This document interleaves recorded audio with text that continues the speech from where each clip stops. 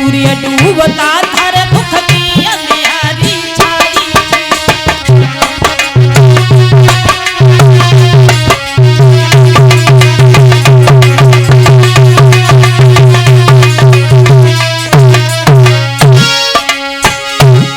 परीक्षित महाराज या तो यूं समझ लीजिए, द्वापर युग मृत सैया पर लेटा है। वो समय था जब भगवान ने पांडवों से ये बात कही। द्वापर युग मृत सैया पर लेटा है और कलयुग बाल अवस्था में पालना में झूर रहा है। वो समय था जब भगवान ने पांडवों से कहा, द्वापर का अंत समय था,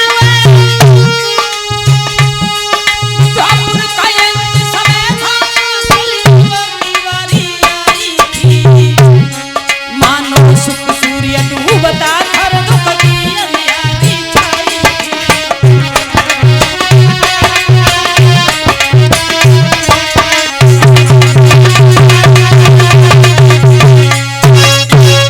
वो समय था।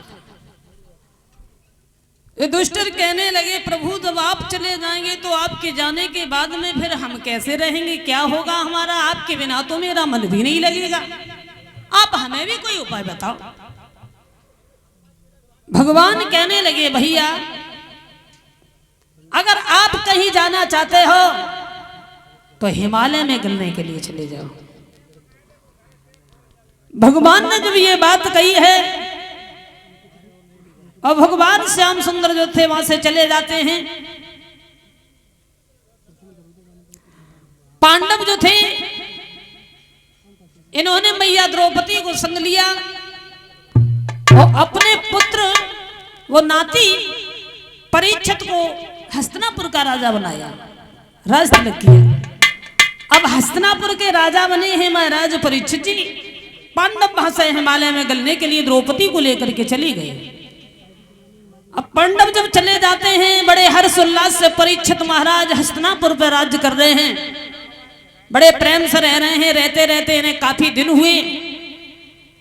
जब समय गुजरता रहा,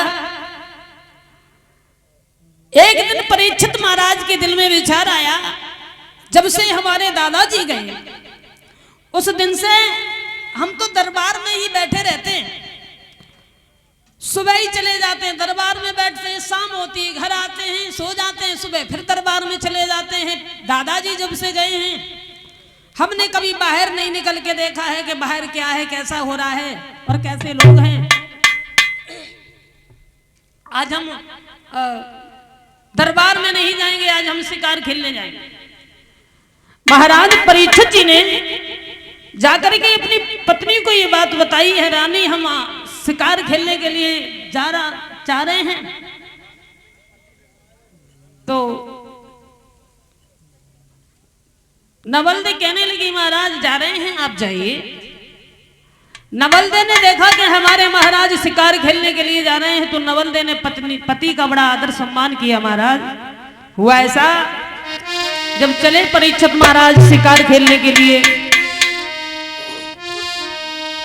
अरे सैया तो नवलदे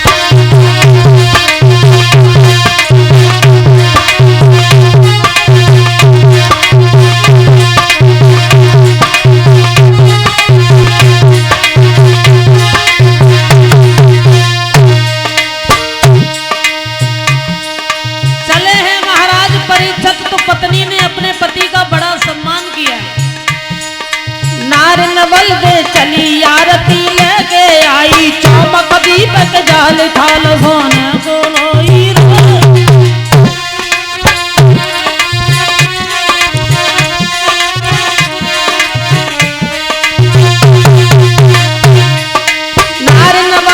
चली आरती लेके आई, चमक दीपक जाल थाल सोने को लाई रे। जने आरत तुरत उतारी और जल दी हैया लाट के घर में यूं घरवारी, सैया तो नवाला रे चलो है रे दुल्हा तो नवाला रे, चलो है रे वीर परी चलो।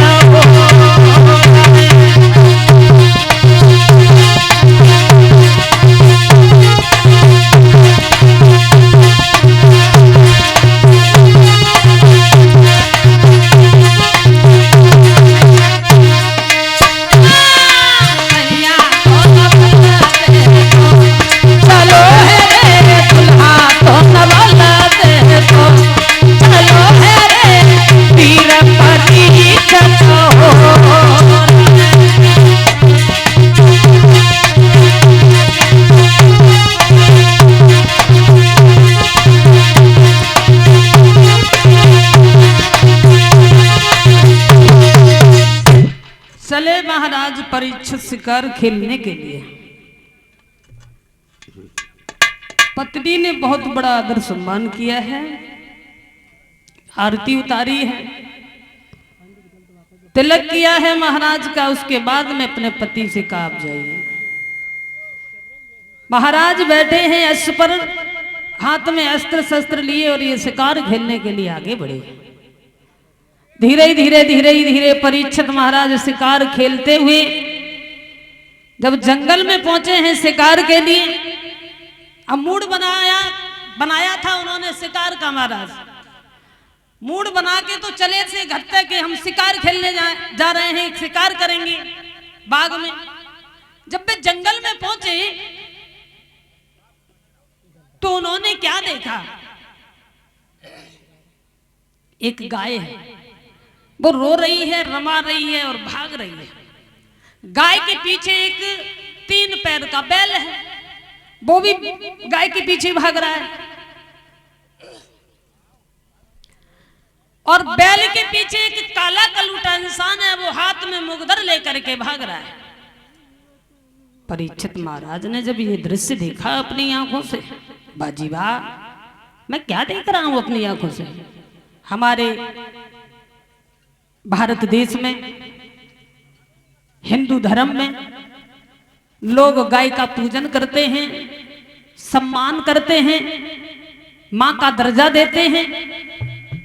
और ये हमारे राज्य में कौन ऐसा व्यक्ति है उसी गाय को मारने के लिए भाग रहा है। परीक्षित महाराज देख करके खड़े रह गए।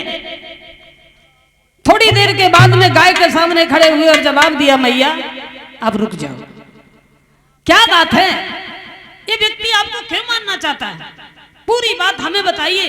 आपने इसका कोई नुकसान कर दिया, ये मारना क्यों चाहता है? मैं आ गया हूं, सब ठीक हो जाएगा। गाय मन में सोचने लगी, एक तो मार रहा है, दूसरा बचाने की बात कर रहा है, कैसा जमाना है। मन में सोच रही है गाय, कौन है आज मेरी लाल